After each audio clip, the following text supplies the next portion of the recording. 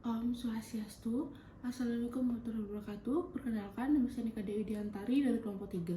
Baik, di sini saya akan menerangkan materi vital sign atau initial assessment. Nah, yang pertama-tama saya akan menerangkan vital sign atau tanda-tanda vital adalah ukuran statistik berbagai fisiologis yang dilakukan untuk membantu menentukan status kesehatan seseorang, terutama pada pasien yang secara medis tidak stabil atau memiliki faktor-faktor risiko komplikasi kardiopulmonal. Nah, untuk menilai respon terhadap intervensinya, vital sign terdiri atas yang pertama yaitu tekanan darah. Nah, tekanan yang dialami darah pada pembuluh arteri ketika darah dipompa oleh jantung ke seluruh anggota tubuh. Pengukuran tekanan darah dapat diukur melalui nilai sistolik dan diastolik. Tekanan darah dapat diukur dengan alat stetoskop untuk mendengar denyut nadi. Nah, normalnya tekanan darah sistolik itu normalnya 120 dan tekanan darah diastolik normalnya 80. Kemudian ada juga denyut nadi. Nah, frekuensi denyut nadi manusia bervariasi, tergantung dari banyaknya faktor yang mempengaruhinya pada saat aktivitas normal.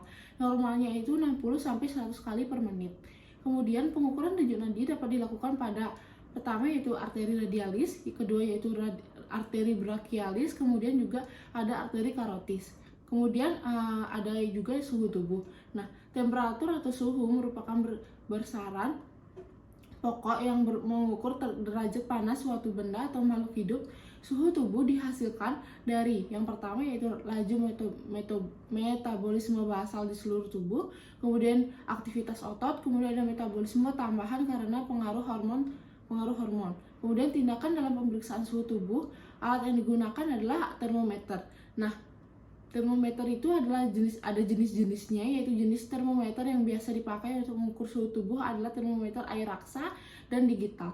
Nah, metode mengukur suhu tubuh yaitu yang pertama yang melalui oral. Termometer diletakkan di bawah lidah 3-5 menit, kemudian tindakan dianjurkan pada bayi. Kemudian yang kedua yaitu pada aksila. Metode yang paling sering dilakukan yaitu dilakukan 5-10 menit dengan menggunakan termometer raksa. Yang kemudian yang terakhir yaitu rektal atau suhu rektal biasanya lebih tinggi dari suhu oral. Kemudian ada juga pernafasan. Nah, frekuensi proses inspirasi dan ekspirasi dalam dalam satuan waktu atau menit. Faktor yang mempengaruhi respirasi rate yaitu yang pertama ada usia, jenis kelamin, suhu tubuh, posisi tubuh, dan aktivitas interpretasi.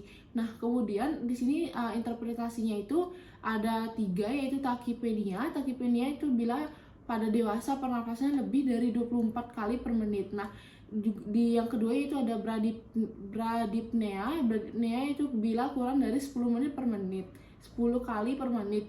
Kemudian ketiga yaitu apnea bila tidak bernafas. Nah, normalnya ini normalnya yaitu 16 sampai 20 kali per menit. Kemudian ada di sini saya akan menjelaskan mengenai initial assessment. Nah, apa itu initial assessment? Initial assessment adalah suatu penilaian kondisi awal korban maupun pasien yang dilakukan dengan cepat dan tepat. Sehingga dengan adanya initial assessment, ini penanganan korban maupun pasien bisa dilakukan secara maksimal tanpa membuang-buang waktu.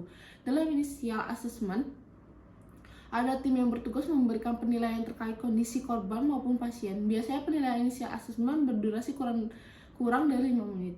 Initial assessment digunakan dalam penanganan gawat darurat seperti kecelakaan atau bencana alam yang melibatkan lebih dari 1 orang. Nah, apa saja sih penilaian initial assessment? Dalam penilaian assessment, nilai initial assessment ada 5 komponen yang harus dinilai yaitu airway, breathing, circulation, disability, exposure atau lebih dikenal dengan ABCDE. Nah, tujuan dari penilaian ABCDE itu adalah memberikan pengobatan yang menyelamatkan jiwa, mengelompokkan tingkatan keparahan pasien sehingga bisa ditangani secara efektif dan efisien.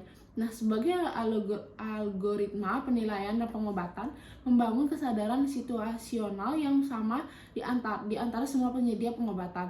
Nah, mengulur waktu untuk menefakan diagnosis dan pengobatan.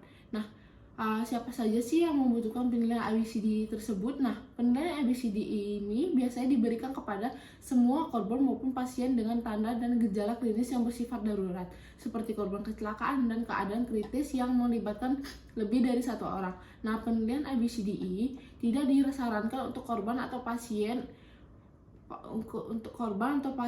dengan gagal jantung. Nah, tadi kan saya sudah menyebutkan ABCDE. Nah, di sini saya akan menerangkan secara lebih spesifik apa itu ABCDE. Nah, yang pertama yaitu airway. Airway adalah apabila pasien memberi respon pada suara normal, maka jalan nafas itu normal atau paten. Nah, tanda-tanda adanya obstruktif jalan nafas atau jalan nafas yang terganggu adalah yaitu adanya suara bising atau seperti stridor, kemudian ada sesak nafas atau kesulitan bernafas, kemudian ada respirasi paradoks, kemudian penurunan tingkat kesadaran, kemudian adanya suara mendengkur. Nah, apa sih penanganannya pada masalah airway ini adalah yang pertama ada head tilt atau chin lift, kemudian pemberian oksigen, kemudian ada suction. Nah, yang kedua yaitu ada breathing. Nah, di sini kita bisa melihat apakah ada sesak nafas, apakah komponen ini penilaian bisa dilakukan dengan penilaian frekuensi respirasi seperti apakah normal, apakah lambat, apalah terlalu cepat, apakah tidak ada. Nah, apakah ada sinusis. Nah, jika ada tersebut, berikut adalah penilaian yang perlu dilakukan dalam tahapan penilaian pernafasan atau breathing. Yang pertama yaitu berfrekuensi, kemudian adanya retraksi pada dinding dada, kemudian ada perkusi dada, kemudian ada auskultasi paru, kemudian ada oksimetri.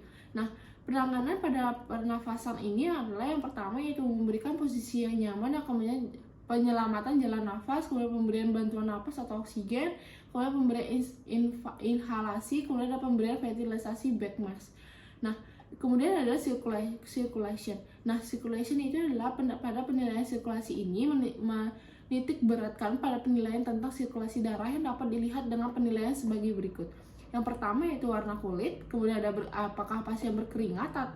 Di sini juga kita ada menilai CRP atau capillary refill time, yaitu yang normalnya itu pada kita mencibit bagian kuku itu dia akan kembali merah seperti semula dalam waktu 2 detik. Nah, di sini juga ada palpasi denyut nadi, yaitu normalnya 60-100 kali per menit, kemudian ada auskultasi jantung, kemudian ada penilaian EKG. Nah, penanganan apa sih yang bisa kita lakukan pada sirkulasi pada permasalahan tersebut, yaitu adalah menghentikan pendarahan jika ada, kemudian mengangkat kaki lebih tinggi daripada kepala, kemudian akses intravena, kemudian memberikan infus salina. Nah, yang keempat ada disability atau D.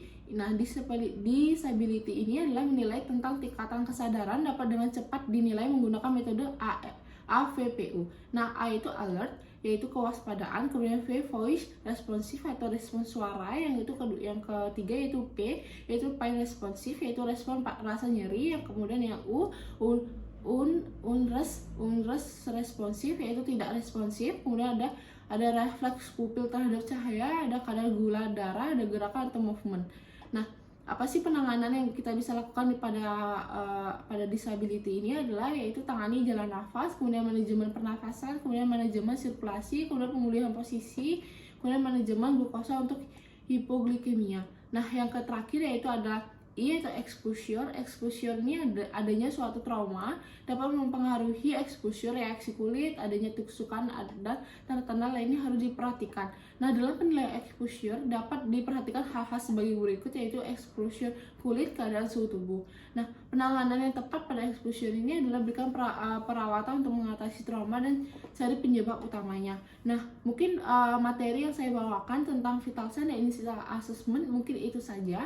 Jika ada kesalahan saya mohon maaf. Saya tutup dengan Parama Santi, Om Santi Santi Om. Assalamualaikum warahmatullahi wabarakatuh. Terima kasih.